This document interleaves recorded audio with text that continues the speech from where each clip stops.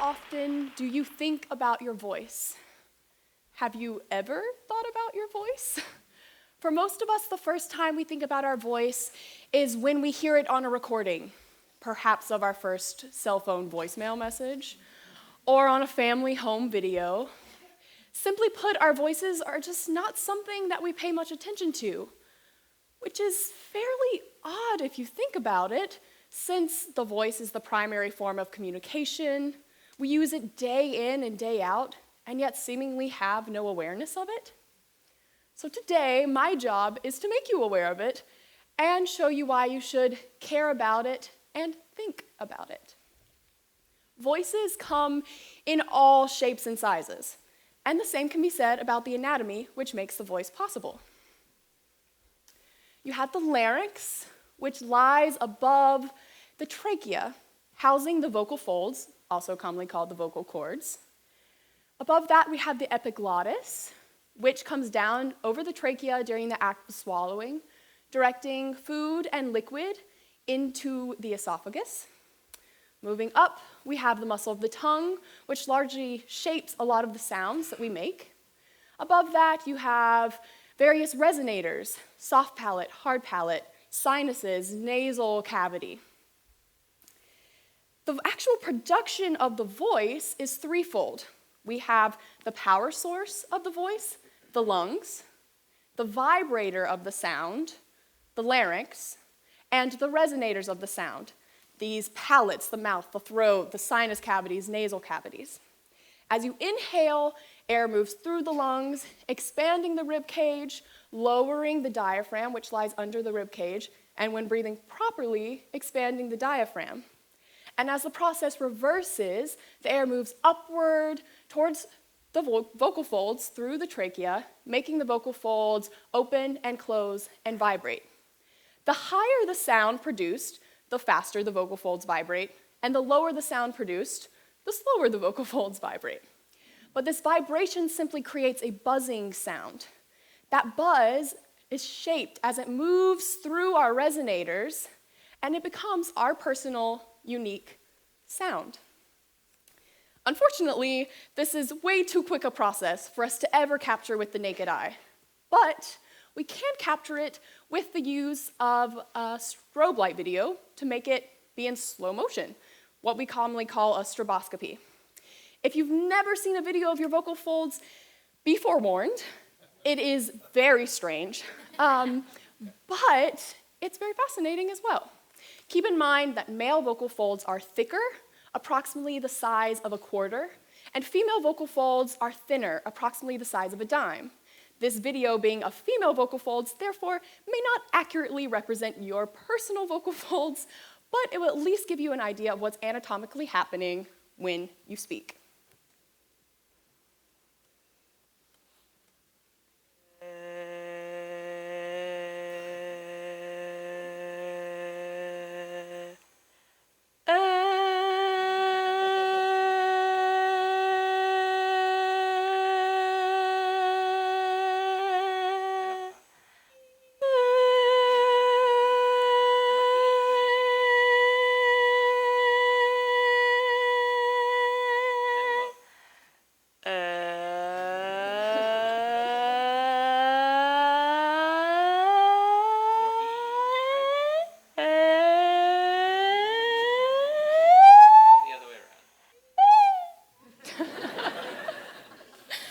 Very strange, right?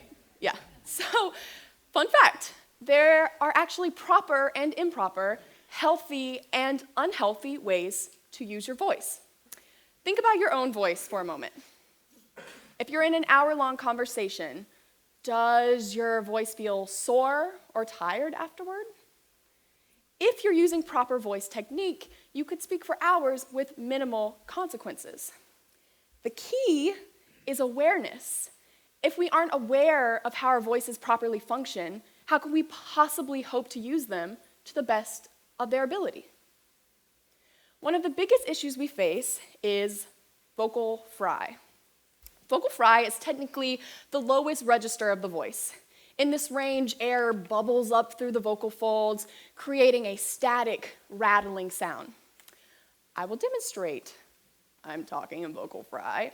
It's at the bottom of my range. Maybe I'll be up here and then just drop down here at the end of my sentence. And this is back in a healthy vocal register. Unfortunately, we slip into this habit. We become lazy in our speaking voices and move into the gruff vocal fry, or what I like to call the dial-up internet voice. It is not typically intentional, but rather habitual, and unfortunately, we do it subconsciously.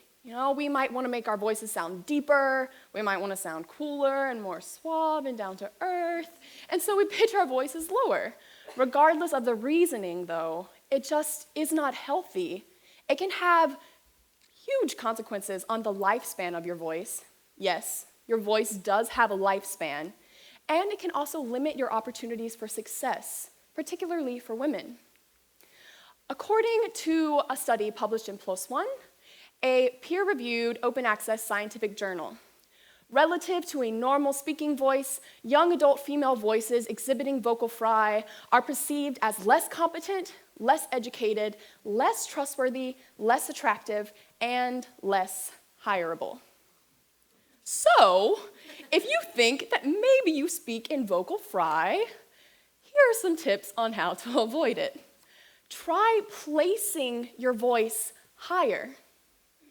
Instead of letting your voice settle in the throat in this gruff area, try placing it more into what we call the mask of the face, the area around your nose, your cheeks, your sinuses, feeling it very forward.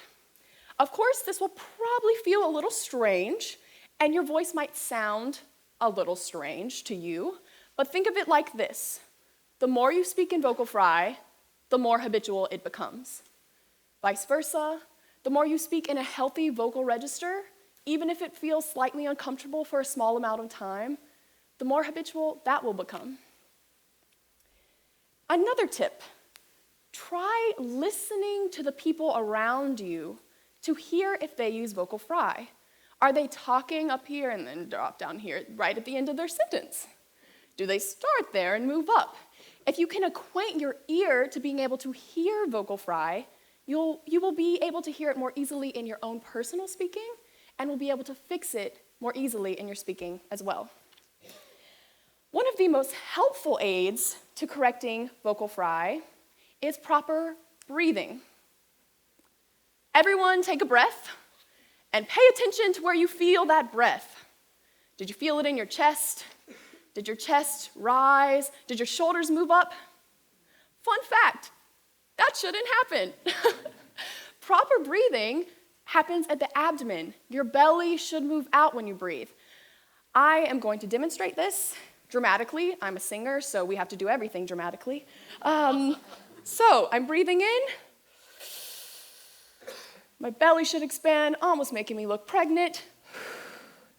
And then goes back down again. As infants, we breathe in this deep way. But somewhere along the aging process, whether we adopt the habits of those we observe or we simply develop them on our own, our breathing becomes shallow, concentrated in the chest and shoulders rather than in the abdomen. Thankfully, we can learn to retrain our breathing. Even though it may take some time, it can be done. So let's start now.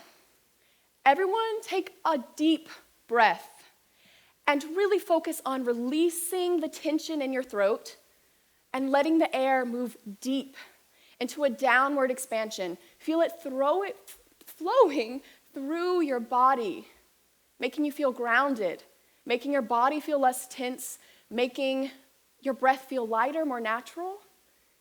You might find that as a result, your voice feels lighter. Your voice feels more natural, more like you.